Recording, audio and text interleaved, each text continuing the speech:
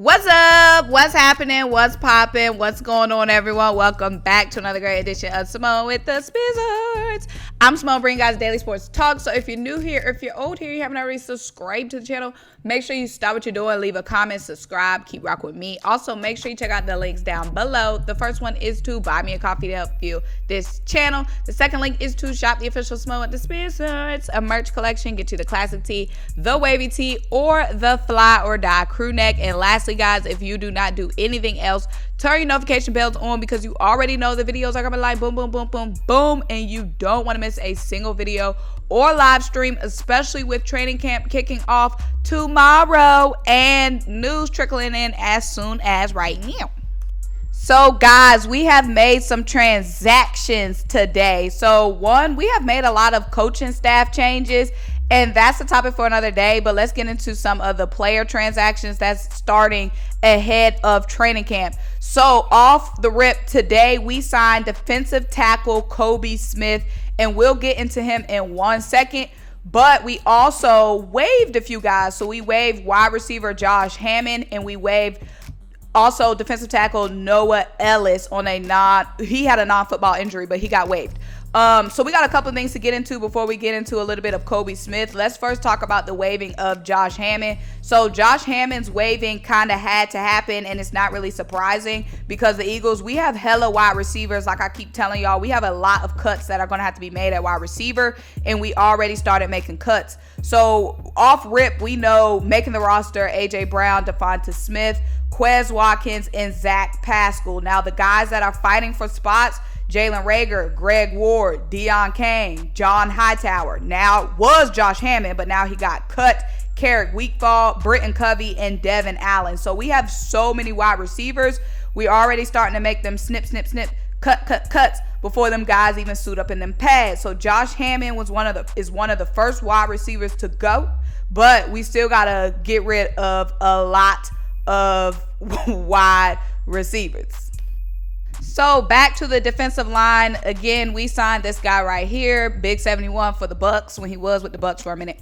So Kobe Smith is coming in to compete at camp. So Kobe Smith, he turned 24 last month, still a young guy. He originally signed with the Titans as a rookie free agent following the 2020 NFL draft. Then he spent time on the Tampa Bay Buccaneers practice squad over the last 2 seasons. So this guy is pretty much a guy that's going to come in and compete at defensive tackle, but I'm sure Kobe knows that defensive tackle room is full. So already we know locking up spots for the defensive tackles, Fletcher Cox, Javon Hargrave, Jordan Davis, Milton Williams, that's already our main rotation. Like those guys are already going to be competing with each other for snaps. We deep there. Like we shouldn't even have to go past Milton Williams most of the time. So outside of that, we have Marlon Tupalato, Noah Ellis, who just got cut. So Noah Ellis got cut. We had to make cuts at defensive tackle.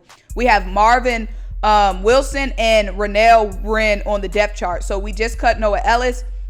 So Kobe will come in and compete for a spot with the bottom guys as well. But like I said, that the snaps are coming very few and far between once you get past Milton Williams on the depth chart. So good luck to him, but he's a long shot to make the roster. But we did, guys, in the midst of me doing this, we ended up signing somebody else. So let's get into it.